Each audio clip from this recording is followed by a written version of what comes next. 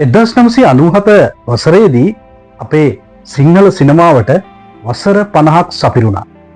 එහින්දා අපේ දේශීය විචාරකයින් විසින් එම අවුරුදු 50 තුල නිර්මාණය වුණු චිත්‍රපට අතරින් හොඳම චිත්‍රපටය තෝරාපත් කරගත්තා. කුමක්ද සිනමා කෘතිය? ඒ තමයි ආචාර්ය ලෙස්ටර් ජේම්ස් පීරිස් අධ්‍යක්ෂණය කරපු නිධානය. 1972 පෙබරවාරි 3 වන දින තමයි මුල්වරට නිධානය චිත්‍රපටය ලංකාවේ තිරගත වුණේ.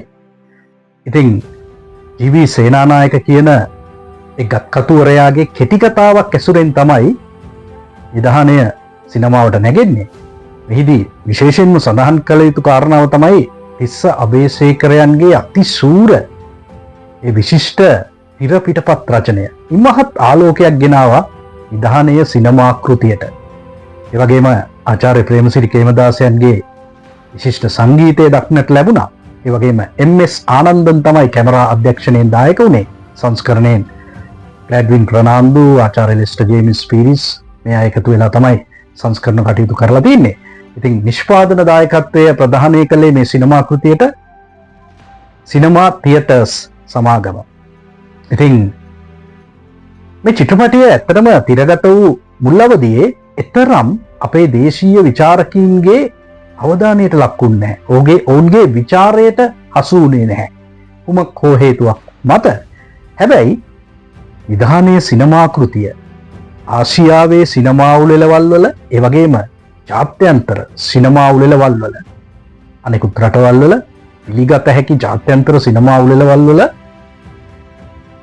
නිසි ඇගයීමට විශිෂ්ට ඇගයීමට ලක් වෙනවා. ඔන්න ඉන්පස්සේ අපේ දේශීය විචාරකීන්ගේ නෙත ගැටෙනවා. අවධානය යොමු වෙනවා නිධානය සිනමා කෘතිය පිළිබඳ. උන් කතා බහ කරන්නට පටන් ගන්නවා. ඒ කොහොම වුණත් නිධානය සිනමා කෘතියේ කතා සාරාංශය ගැන තාම කෙටියෙන් සරලව කිව්වොත් විලි අබේනායක. ඔහු ඇවිල්ලා වංශවත් පවුලකින් පැවතෙන චරිතයක්, වැඩිවියේ චරිතයක්. ඉතින් මේ විලි අබේනායක ආර්ථික අතින් දැඩි පරිහානියට ලක් වෙලා ණය වෙලා හොඳටම ඉන් මිදීමට ආර්ථිකය නැවත ගොඩනගන්නට විවිධ දේවල් සිදු කරමින් තිබෙන අවධියක ඔහුට හමු වෙනවා පුස්කොළ පොතක්. එහි සටහන් වෙලා තියෙනවා නිධානයක් පිළිබඳව. මෙන්න මේ නිධානය ගන්න තමයි දැන් විලි අබේනායක සූදානම් වන්නේ. හැබැයි මේ නිධානය ලබා ගැනීමට මුහුණේ උපල්ලප රටාවක් තියෙන කන්‍යාවියක් අවශ්‍යයි බිලි දෙන්න නිධානය වෙන්න. ඔහු ඇයව සොයා යනවා. කෙනෙක් හමු වෙනවා. ඇය තමයි අයිරින්. මල්ලි ෆොන්සේකා තමයි එම චරිතය නිරූපණය කළේ තා විශිෂ්ට ලෙස. ඉතින් අයිරින්ව කසාද බඳිනවා විලි අබේනායක. විලි අබේනායකගේ චරිතය නිරූපණය කළේ ගාමිණී ෆොන්සේකා. අති විශිෂ්ට රංගනයක්.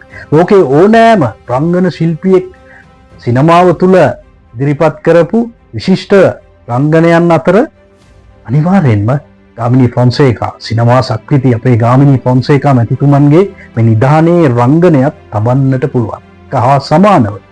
ඉතින් කොමින් කොහම හරි අයිරින්ව දැන් කසාද බැන්දනේ විලි අබේනායක. හැබැයි සෙක්ස් කරන්නේ නැහැ. මොකද කන්‍යාවියක් විදිහට තියාගන්නට ඕනේ.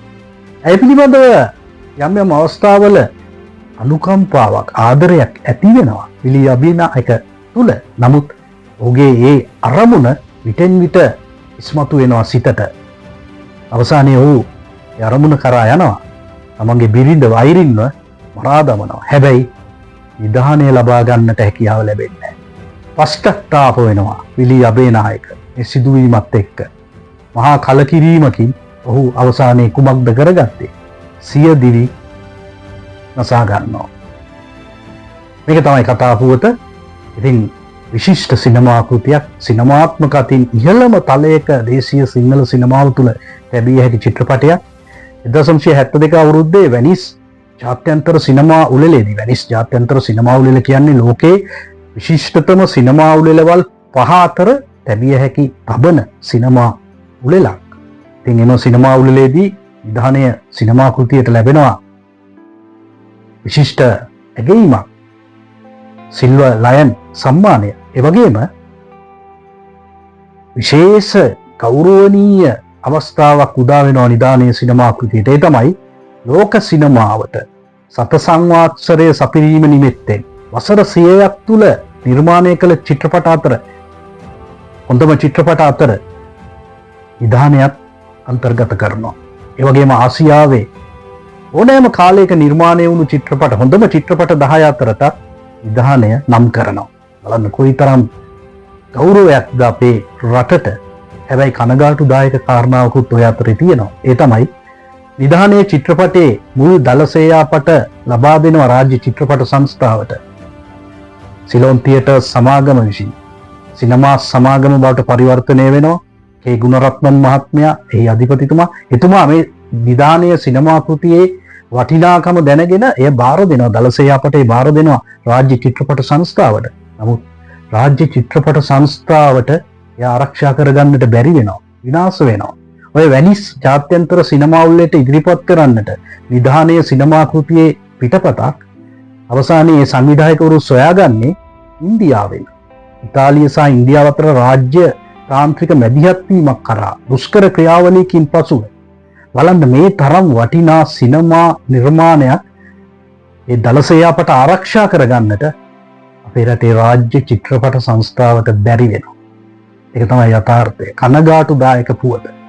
ඉතින් සිනමා සක්විති ගාමිණී ෆොන්සේකාගේ අති විශිෂ්ට රංගනය, මාල්නී ෆොන්සේකා රංගවේදිනියගේ, නිලි රැජිනගේ ඊට නොදැවිලි රංගපෑම, තවත් බොහෝ දෙනෙක් මේ චිත්‍රපටයේ දායක වුණා රංගන කාර්යභාරයෙන්.